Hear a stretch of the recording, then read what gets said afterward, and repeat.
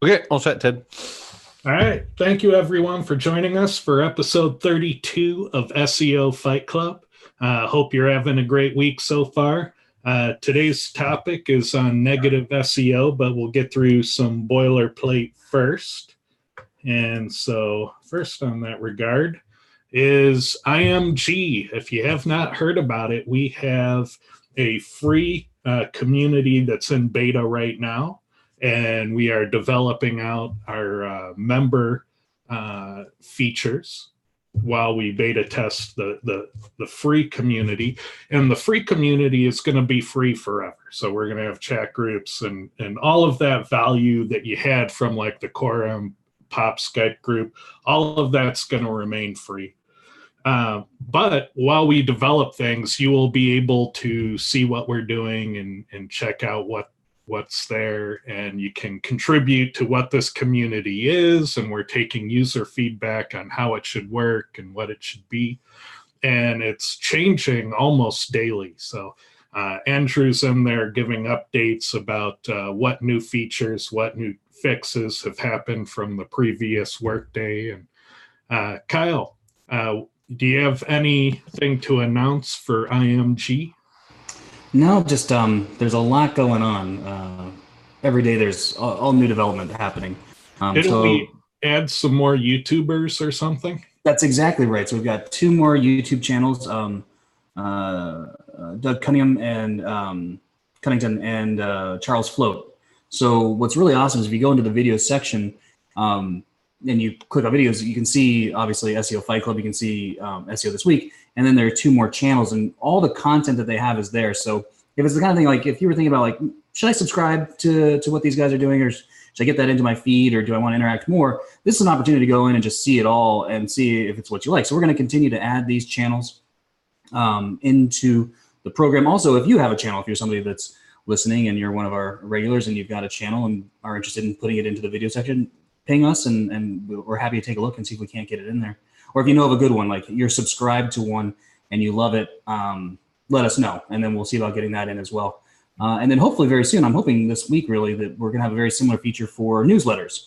Same kind of concept where you can see the latest newsletters from people that you like, or maybe you want to try out so that you can test it before it blows up your inbox. But then you can subscribe to the ones that you like the most, and then you can peruse and get information from experts and from people that are getting some good information out there.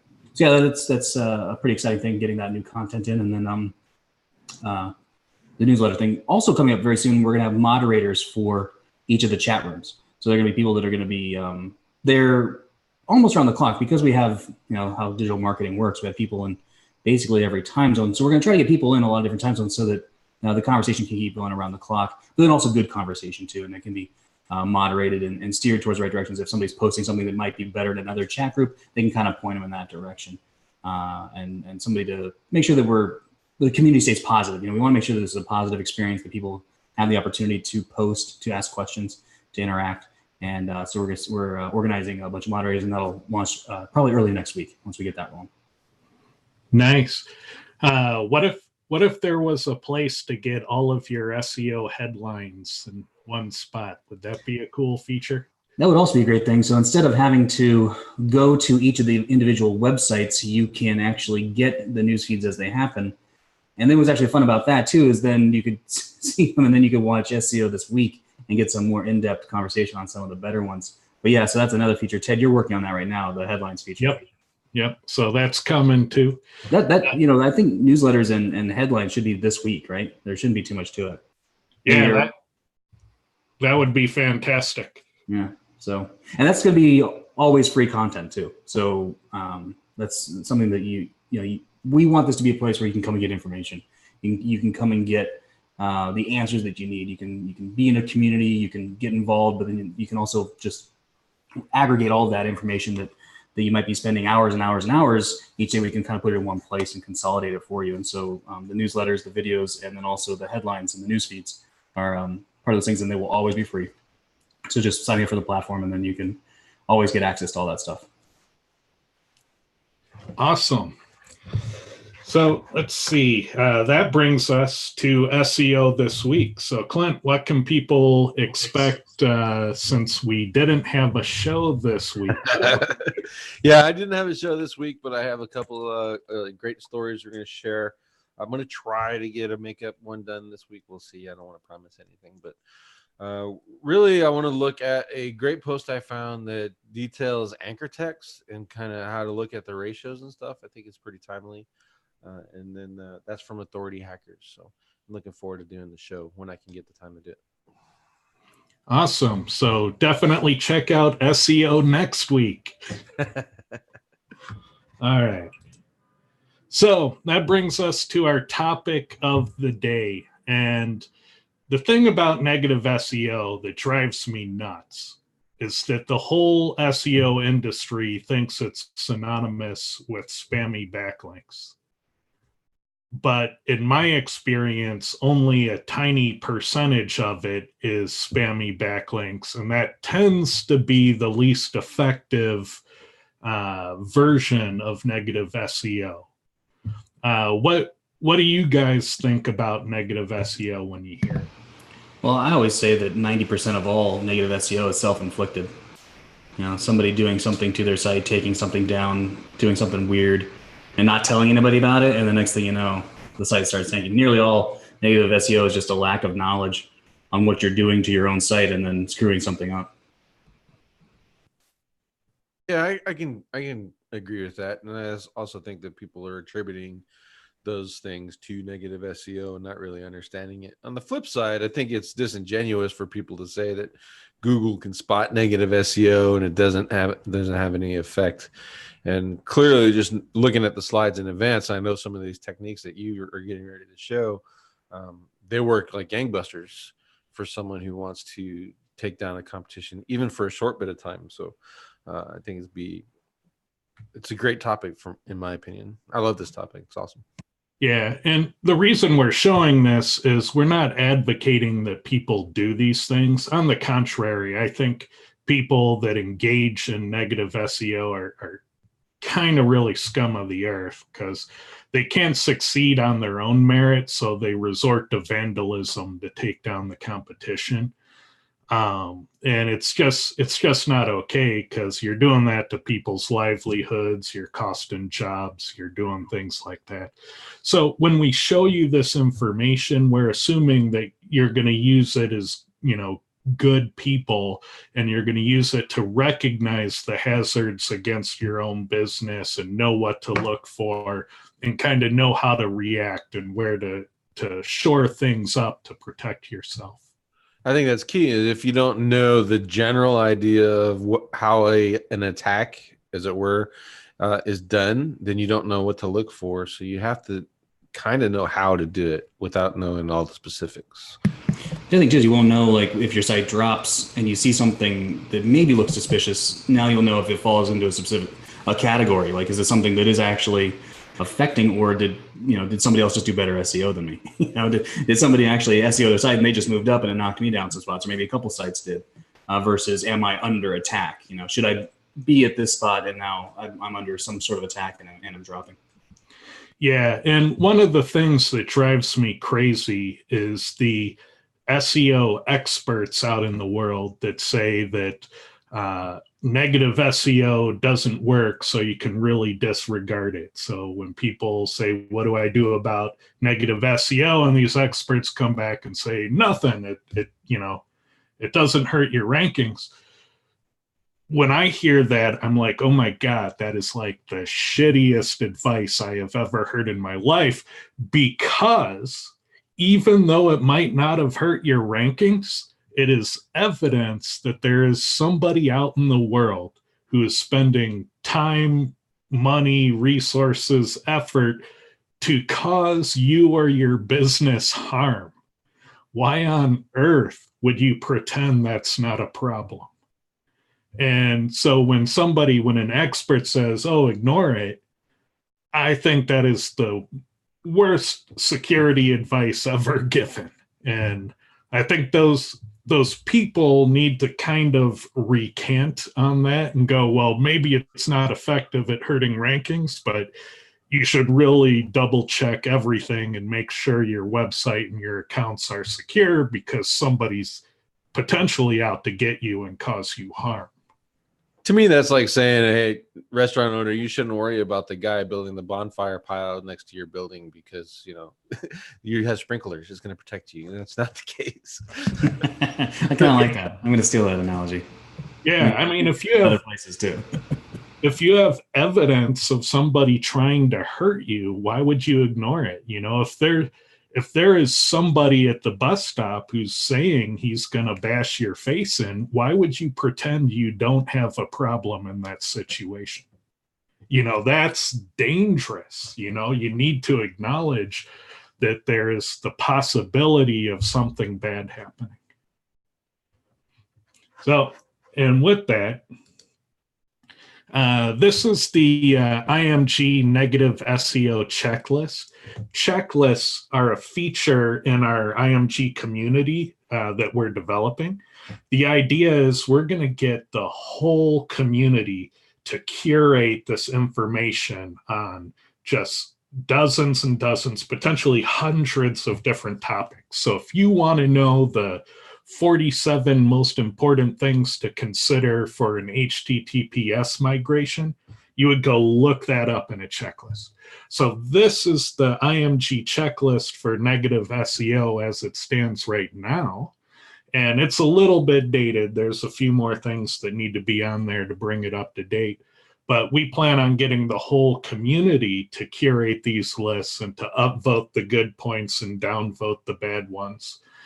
And what I wanted to show in this list is that there's a lot more here than just spammy backlinks. Like, spammy backlinks are in there, but like 90% of this list is easily unrelated to spammy backlinks. And we're not going to go into all of these, but there's 105 things on this list, and I'm admitting it's not even complete. So there's a lot more going on here than just backlinks. So to really understand negative SEO, I think we need to dive into the intent of it. And when you start to think about why people are doing these things, then you start to realize that, you know, the problem can't just be limited to bad backlinks. Because when you've triggered somebody to try and inflict harm on your business, you know, they're trying to hurt your rankings, they're trying to hurt your sales, waste your money, corrupt your data, steal your content, steal your users, hurt your brand, harass you, scare your customers, phishing attacks. They'll try to damage your content, hurt your reputation. They'll try to promote competing offers, crash your servers, steal your resources, get you in trouble with third parties. You know, they'll lift your affiliate links. They'll take your ad snippets. They'll put it on other pages. They'll put blatant violations on those pages. Then they'll report those pages, try to get you booted from those services you use to monetize with. They'll spam you. They'll steal your data. They'll try to hack your systems. They might not even give a crap about you. They might be using you to scam other people. You know, so when you look at these things, you know, if you're thinking, oh, you know, negative SEO is just somebody setting up X rumor and sending 50,000 spam links to my website, and when that doesn't work, they're going to move on with their life. No, they're not going to do that. That's wishful thinking. They're going to move in many of these directions, most likely. Whatever they can think of to cause you harm, whether it's, you know, fake reviews or anything like that, they're going to try a bunch of it. They're going to try a combination. So if you see negative SEO activity in one bucket, you kind of need to look everywhere else for these other attacks, because odds are they aren't just doing one. Any thoughts on why people do negative SEO? Well, the biggest thing that jumps out is that bad or spammy backlinks aren't going to do half of those things. Yeah. They're not even close. And losing a little bit of ranking might not be nearly as bad as some of the others. When people focus on neg SEO as just being spammy backlinks, there's a lot more there. Yeah. And there are intents and stuff that I don't even have on here. Like recently, somebody edited one of my GMB listings. Even that activity can be negative. The pins on the maps. And I would imagine that, there's, probably a lot of different ways, and all these things are kind of related. So, they want to hurt your rankings, but really what they're after is to hurt your business. They're trying to hurt you. Well, and then they'll justify themselves as I'm doing this to help my business, which, it's to me, it's kind of a dirtbag way to go around doing it. And then there's the other one is just haters are going to hate. So, and they'll bring you down just so that they can say, look how bad or look how terrible they're doing or whatever. And it's just, it's the psychology of it as well. Yeah. So the first one I want to talk about, but I don't want to go into too much detail to. This is the primary tool of the reputation management industry right now. This is where they clone your content, they do canonical tricks, they redirect penalties via canonicalization. This is probably the big one on the list. And I'd imagine that at some point here, as it becomes more mainstream, Google's going to have to make some changes. What do you think about the hazards of canonical redirection tactics? By far the best thing for reputation management when used in that manner. It also is the hardest to find if you're doing it right. Yeah, it's pretty nefarious. And I know you've taught this before, but I would guess you're probably not teaching it anymore, since it probably has a limited lifespan at this point. It depends. Google knows it's an issue and is not doing anything about it because not a lot of people know how to do it right, in my opinion. So, which is good. Even though I talk about it, like I'll show most of it, but I don't show how to actually the do it right part, where it makes it hard for you to get caught. So, that's just my own little moral compass. I don't want to, a whole bunch of people going out doing it, but I think it's. I don't think that it's prolific enough right now that Google cares. So that's one of the issues you have to deal with.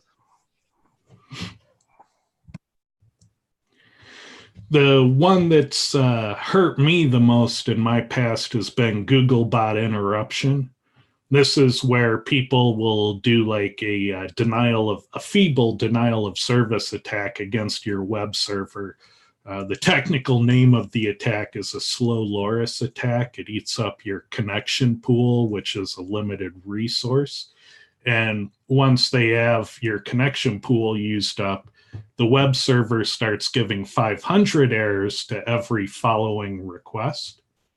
And if they time that for when Googlebot is crawling your website, you start giving Googlebot 500 errors.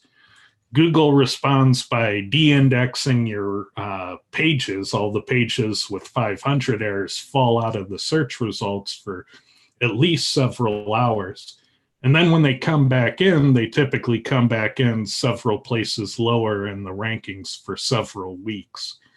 And when this was employed against my websites, they would do it, a week or two before Black Friday and knock us down for our biggest sales days of the year.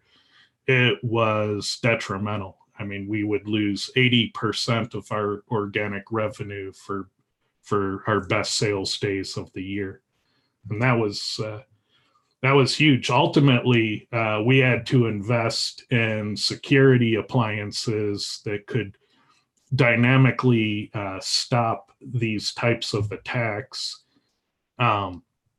but that was a huge 6-figure investment to get those appliances in place. So this one, I think, is probably the most financially harmful in the world is this type of attack. I think the point there too is it took you 6 figures to counteract it, but it only takes a guy like me probably $30 to buy the software to do it. Oh yeah. Yeah. So, and there's really not much other than that in that investment to protect yourself, that security investment that you can do about it. Well, and you have to invest in knowledge, because for years we probably didn't even know it was happening. We are seeing these really feeble denial of service attacks that we could thwart in under an hour. We are like, what's the point? Why do they keep bothering them? We see them, and 30 minutes later we're blocking them from the server. It's like, go set up shop somewhere else and we'll block you again. What we didn't realize was those feeble attacks, they lined up on a histogram perfectly with our loss in organic revenue. So when you put the chart of the attacks over the chart of the revenue, these attacks weren't failing. They were totally successful, and they were crushing. The other thing, Ted, is the only person that I've ever heard speak about this is you, and you had the resources to find it. I would bet if you just did this to a mid-level affiliate site, they'd never know. They wouldn't be able to figure out why their site is tanking, and they're making so much money and now they've dropped. I mean, they wouldn't know. They would never know. Yeah, and the only way I could know was that I was tracking organic revenue for my SEO efforts. And I know most online retailers aren't doing that. The big ones are, but all the mid-level and small ones aren't. And if I didn't have those revenue charts, I'd never be able to say, oh my God, revenue's falling with these attacks. That's something you can see in the server logs too. It's really hard to connect the dots, because you get these feeble attacks, and you also get these SEO fluctuations where your pages go down 4 or 5 spots, and a few weeks later they come back up. Well, is that negative SEO, or is that Google being Google? But once you can overlay the attacks with the loss in revenue, with the loss in organic traffic, when all those things start coming together on the charts, you start to see cause effect. And doing that let us know that those slow loris attacks were detrimental to organic revenue. And they would time it. Like, once they found out we were onto them, they would test like a few months early, and then they'd go dark. We wouldn't hear from them. We'd think it's over. And then like 2 weeks before Black Friday, they'd hit us with everything they got, and it would just crush us. And it's pretty nefarious. A good question from the audience is, how did they figure out when the Googlebot was coming to your site in the first place? There's several ways. So we think the original way they were doing it was they were looking at the cache dates in the Google cache. So there's a no cache operator you can use in a meta tag to eliminate Google's displaying of your cache entries for pages. So we used that right away, and that shut them down for about 6 months. Then we figured they were using some sort of cross-site scripting exploit. And so we went and hardened all of our websites to specifically rule out any cross-site scripting games. Because if they can do tricks to get a pixel onto your page, then they can find out when Googlebot is pulling that pixel. So that's another issue, is the cross-site scripting. Then finally, if your website's big enough, they could just guess. They could just say, hey, maybe Googlebot's there, maybe they're not. I'm just going to go for it. And if they do it often enough, if they're doing it every other week, odds are they're going to catch Googlebot some of the time. So it's pretty hard to stop them on that front. We ultimately had to go with a security appliance that could shut them down in seconds.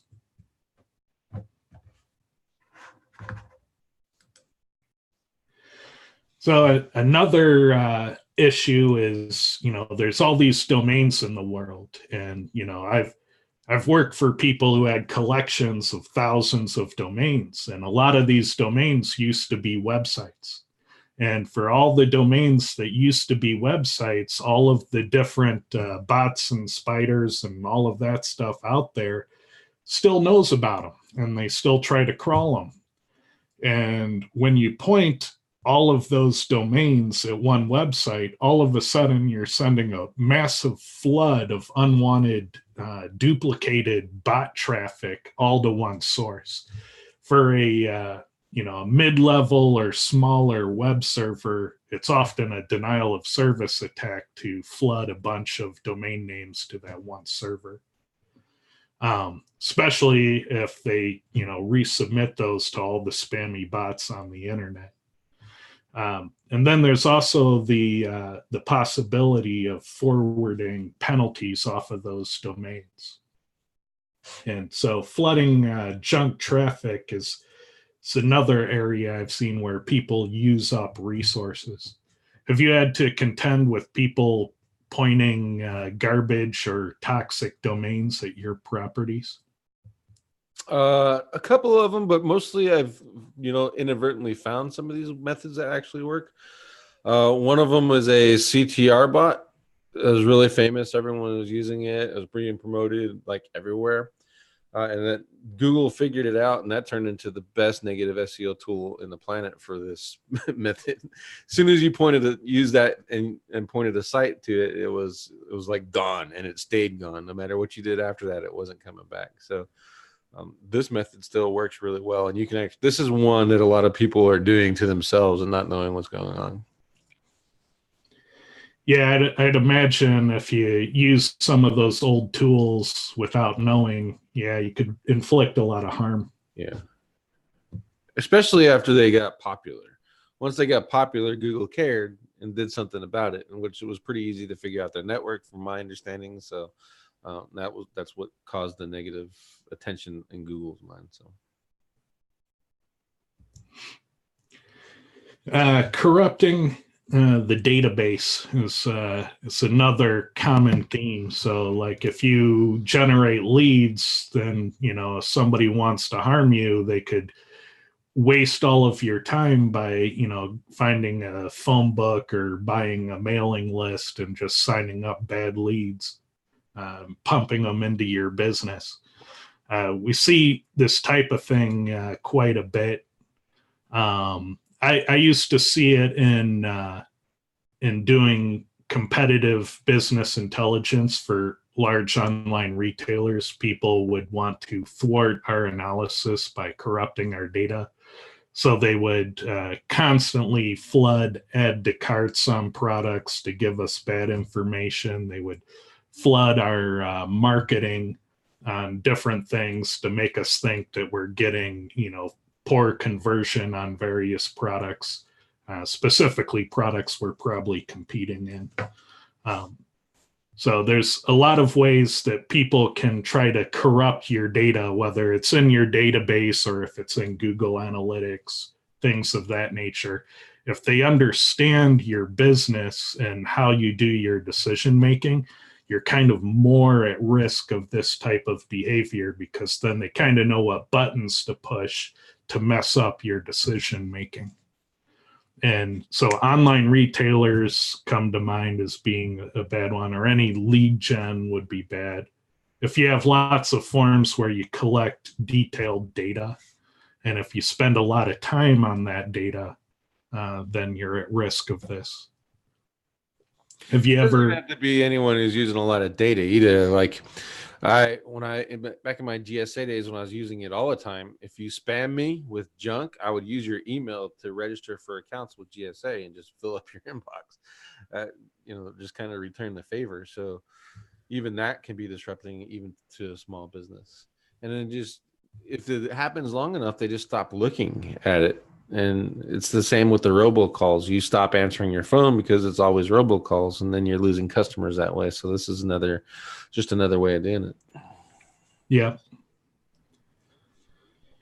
And how do you protect yourself from this? You probably have to make sure that you're using captchas. You have to make it so that it takes extra work for each bogus record that they do. You have to make it too painful to be worth the effort. And that, of course, cuts into the leads you generate when you do that. I was just going to say, you got to balance out how far you want to go, because your real users, like reCAPTCHA is like my nemesis right now. Every time I fill out a form, I got to fill out reCAPTCHA, and it gets tiring. So it makes you want to use that website less. Yeah. And they sell reCAPTCHA solving services by the 1,000. So, even that isn't really going to protect your data that well. Getting you banned. I mentioned this one before. You'll see this. People they'll fraud click your ads. They'll create pages using your affiliate links and then put blatant violations on those pages and then report them. Things like this to try to get you kicked out of programs with third parties.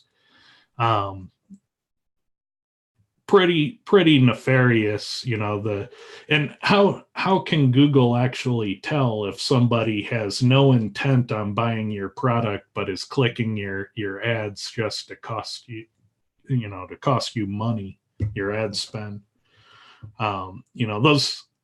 Those things are a little bit scary. I guess if somebody did a lot of that, hopefully Google would see it, but does Google really care, since they're getting a revenue share of that behavior? Well, and there's also, on the getting banned, all the GMBs that got that whole carnage that's still going on, but a lot of real sites got caught up in people reporting stuff, and Google took them down. I know of one instance where it went down in June. Yeah, June, and it just came back.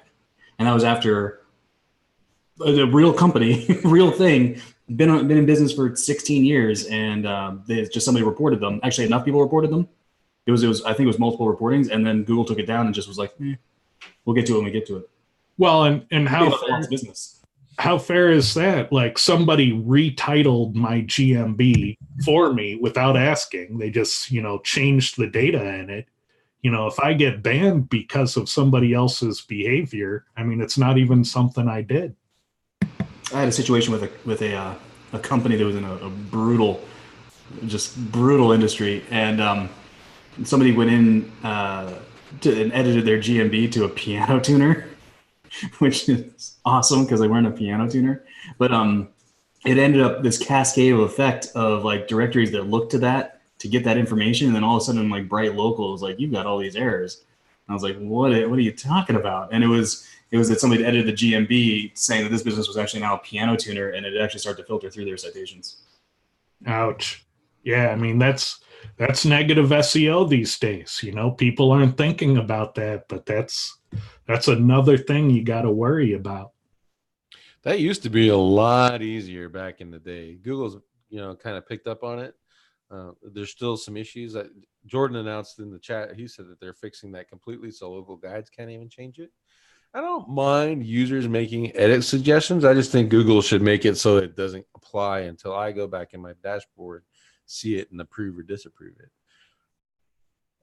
Yeah, if it's my listing, it ought to be my listing. I should have to verify it somehow, and complete strangers shouldn't be able to go in and muck with it anonymously.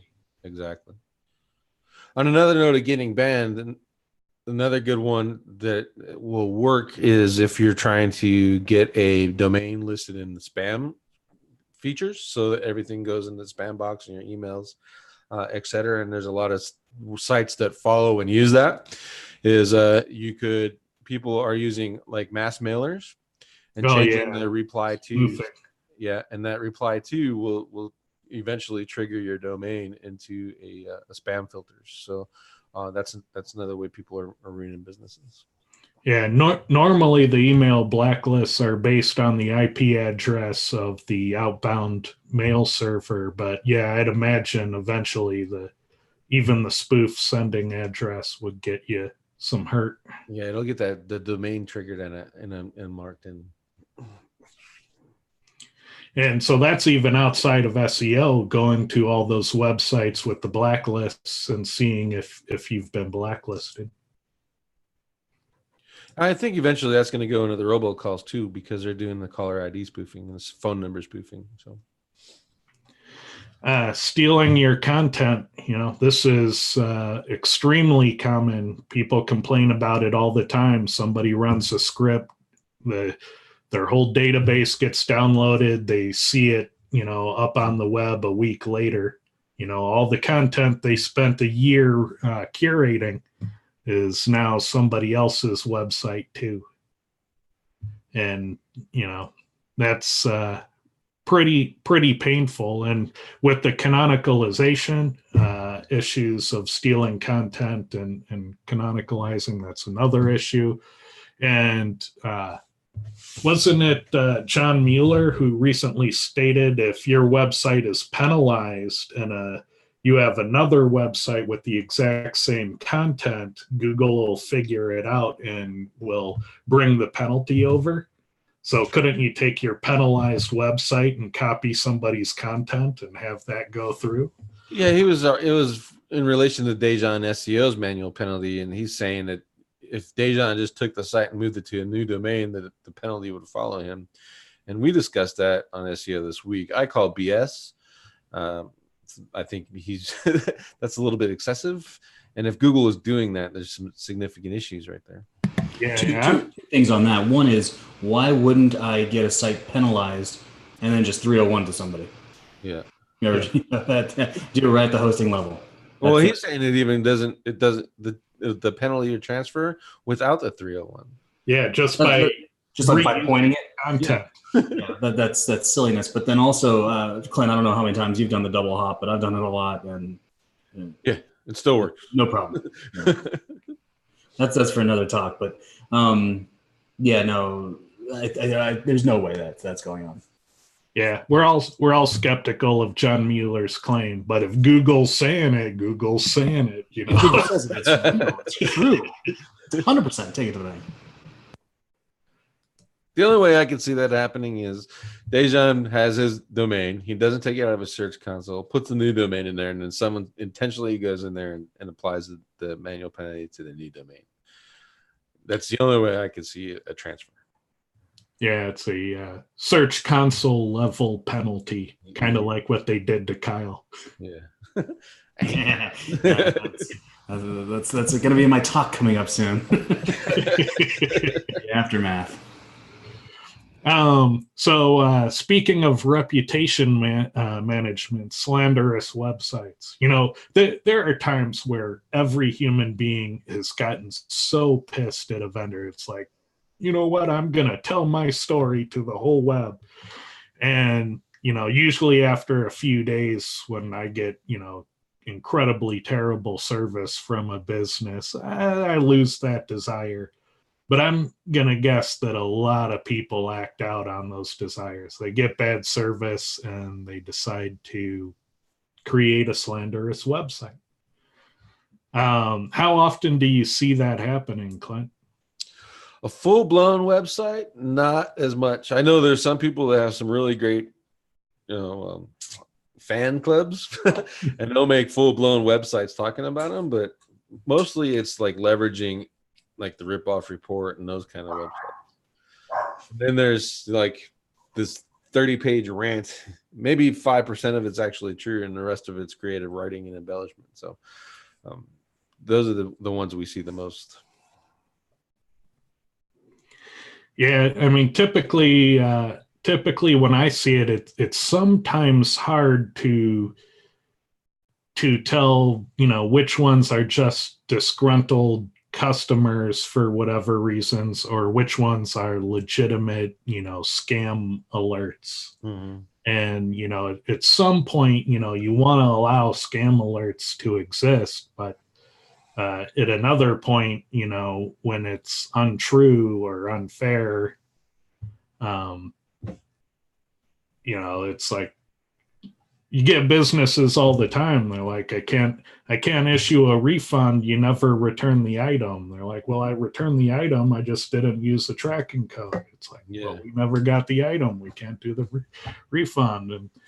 And people get up in arms. They're like, well, I'm going to create a website and tell everyone how you're, hurting people. It's unfortunate, but yeah, I guess at that point, gotta figure it out. And I've seen a number of activity where, there'd be a slanderous website or post somewhere combined with like X rumor runs and other activity. So if you saw, negative SEO in one area, this is another area where you'd probably want to look, is start searching your brand and your name and see what's popping up at the same time. Especially when it's coming to today where everyone's looking for online reviews before making purchasing decisions. It's really important to stay on top of it. I do recommend that you don't freak out. You're going to get people haters. Like I said earlier, haters are going to hate. Kyle today can go write a whole bunch of bad reviews about me. Okay. And people are smart enough to kind of figure that out. On the flip side, they're also smart enough to know that everyone doesn't have 5-star businesses. They're just going to someone's going to get pissed off at some point. So, just make that balance and be able to handle it well. But, the new thing that people are doing in their slanderous fake reviews is they're exploiting author rank ratings and giving what they're slandering or criticizing a 1-star review. So it's 1 star in Google. It's that extra burn is with schema on these things is pretty nefarious for any service or product. And you can fight that with fire too. Is they're using local guide accounts to leave bad reviews. You can use local guide accounts to report them, and Google kind of responds better to that. That's more effective on Yelp, where that's pay to get a good ranking. So Yelp, they can get you pretty good on Yelp, and that there's really not much you can do about that. And then what I really see the most of is sabotage, where you have an employee or an SEO that was hired and you let them go. And because they have the keys to the kingdom, they have accounts to the servers, they have access and all of the Google properties. They go in and they sabotage you. They poison your redirects. They remove your homepage from the index. They do all the nefarious things. And I've even been helping people in the past few weeks with stuff like that. And if you have disgruntled employees, or if you're letting somebody go, you got to be super on top of securing the system. You need to make sure you revoke all the privileges and Search Console, AdWords, Google Merchant Center, just all of them, Tag Manager. And sometimes that can be hard. I know with like mid-sized companies where there's, 100 to 300 people, it's hard to tell who's who in those access lists, because those companies are sloppy and they let people sign up with any personal email they want. They don't require a company email so they can identify who's who. And when you see, fuzzy unicorn 37 at gmail.com in the access list, is that the owner of the company? Is that the SEO you hired? Is that somebody in customer service? And so people are sloppy with the access control, and that ultimately leads to these cases of sabotage. Have you ever had to deal with any of that? I have 2 things to say. One, this slide was a real missed opportunity for some graphics and some music. And 2, I've seen this I've seen it a few times, but in companies that are like in the size of like 2 to 20, because those companies often have a lot of turnover, people coming in and out, especially if they're a new company. And they're also trying, they're mixing the in-house versus external, which becomes a problem because the external people need access and they're legitimately get access, but then that internal person who also has that same access then leaves.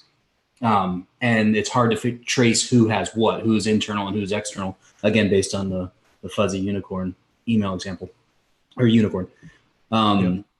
So like that's where I see it happening in those situations. And it's very common with a new business or an online business where you've got lots of external, internal moving parts running through a lot of turnover internally and externally.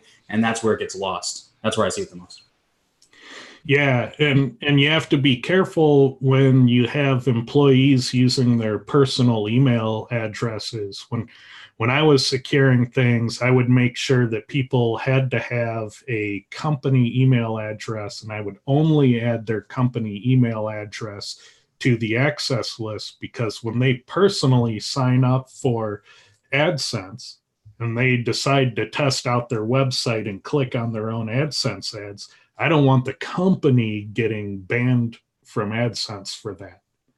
And so when you let people sign up with their personal email addresses, whatever they did in the past or whatever they're going to do in the future could really bite you hard. So I would definitely be super strict about who you give access to and how regularly you go and purge those lists.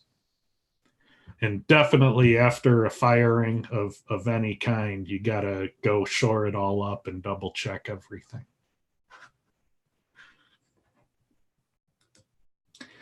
So that's our show. But what I wanted to mention was NFG SEO Rockstars.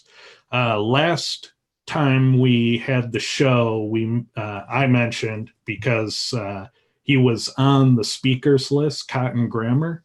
And I was like, wow, it's Cotton Grammar. He normally doesn't do events that are this size. Turns out Cotton Grammar can't do it.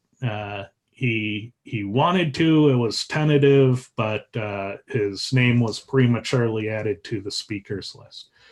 So just note, Cotton Grammar not speaking at this event. So I wanted to set that record straight. But that being said, the speaker lineup is still awesome. This is still going to be the best content of the year for a show. It's the combination of the NFG speakers along with the SEO Rockstar speakers. And those are two of the best content shows there are. It's tactical, it's technical, it's instructive. And so it's probably the best content event of the year. What do you guys think of the lineup? Well, I know two people on there that I'm not really happy to look at, but their names being Clint and Ted. No, this is fun. Ted, you and I spoke at NFG in October last year, and that was a good time. And this was an easy conference for, I think, Rockstars and NFG to put together, because they both come from the same place. And the idea is that you're going to get on stage and you're just going to talk about what you're doing. Yeah, you're going to show what you're doing. And Clint, you've spoken to Rockstars before, and we both spoke at SEO Spring Training in April or May. But it's the same kind of thing, just people getting on stage to show them what they're doing. And those are the conferences that I like to speak at, the conferences I like to go to. And then I'm sure you can get the feeling that the people that are here on Fight Club and the people that are going to these conferences to speak are also the kind of people that are just happy to chat with you.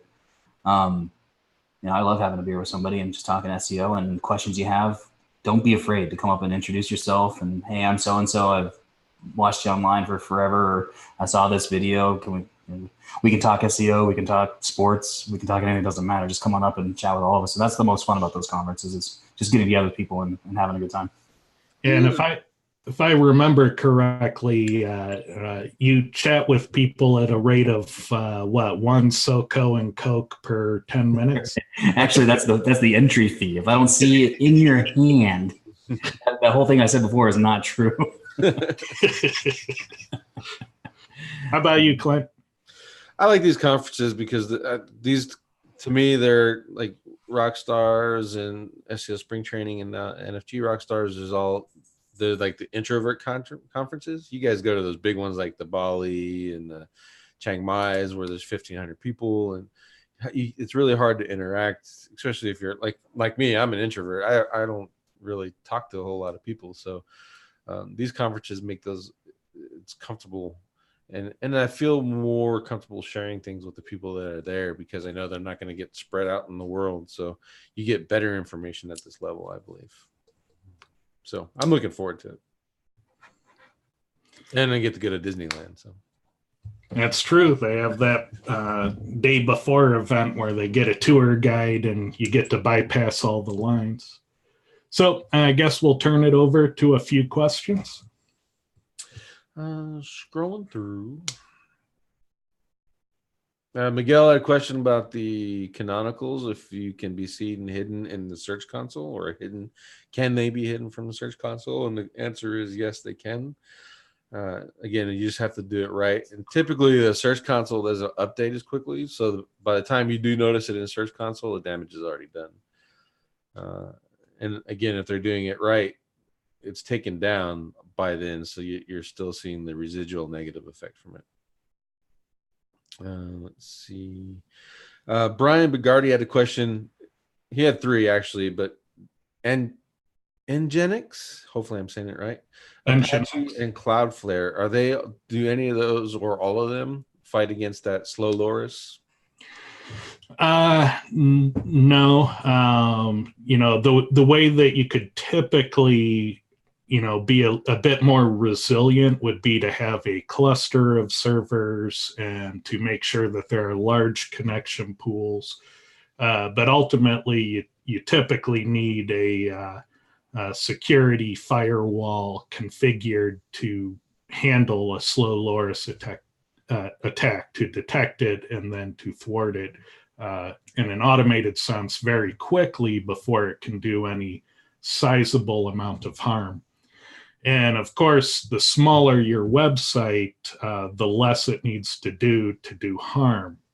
The bigger your website, the easier it is to inflict some harm because Googlebot needs a lot more time to crawl the website. So there's some variability in how applicable that problem can be to your website based on scale. Mm-hmm. And Jordan Pierce, one of the organizers for the conference, he said Craig Campbell is replacing Cotton, so that's good. He's a pretty famous dude. Oh yeah. His content's pretty cool. I completely forgot about that. I've seen Craig speak a couple times, but he's prolific. He's everywhere right now. He's really blowing up. I'm sure he's going to bring it. And he's also just a fun guy. Another you want to talk to an expert, you want to meet somebody that's in the industry that's doing it. He's a great guy to talk to. Yeah. I remember being in a mastermind group at a conference with him, and his content was, his answers to just people's advice questions were remarkable. Which did you do CMSEOs last year? No. I want to say it was Bali, but I'm not sure. By the way, join us in Bali. Yeah, that's the coolest conference. If you want to go to the hippest conference there is, that's by far Bali. It's a hell of a commute, but man, is it worth it when you get there. I think if you can do 10 days, it's worthwhile because it's 24 hours to travel there, no matter how you shake it. So you'll lose 2 days on either end, but if you can do like a 10-dayer, kind of like a weekend to a weekend with a little bit of change, it's really worthwhile to get to Bali. It's one of the best places on the earth. And then you can go to a conference and meet Ted. Yeah, that's true. It doesn't get any better than that. Well, and that conference is so amazing. You'll never see another SEO conference like it. It's unique in the industry. It's by far the hippest conference. Content's also really good. It's also more digital marketing too, so it gets into some other avenues. You can do the SEO track if you want, but then they also have like a lifestyle/spiritualism track. So like if you want to look at like work-life balance or how to cleanse your work chakras, like that's also there too if you need it. They do like a whole like breathing thing, which I've definitely never done. Well, but it is there. They also have the best parties there too. Oh, those parties are, well, I mean, again, you're in Bali, so all they have to do is just, oh, you know what, Ted, we're doing a party this year. Good segue. Yeah. Was that a softball and I just completely missed it? Yeah, it's our sponsor. We're a sponsor this year, and we're doing a VIP party. And if you are a regular of the show, we'll get you into the party. So come on out. Awesome. Well, thank you, everyone. We'll talk to you over in the IMG chat. If you haven't signed up over there, you should. It's an amazing community, and we're looking for your feedback to continue to make it better. And every week it gets better and better. So thanks again. And remember, keep an eye out for SEO this week in case Clint does a catch-up episode out of nowhere. Been known to do that. See you guys. All right. Thank you.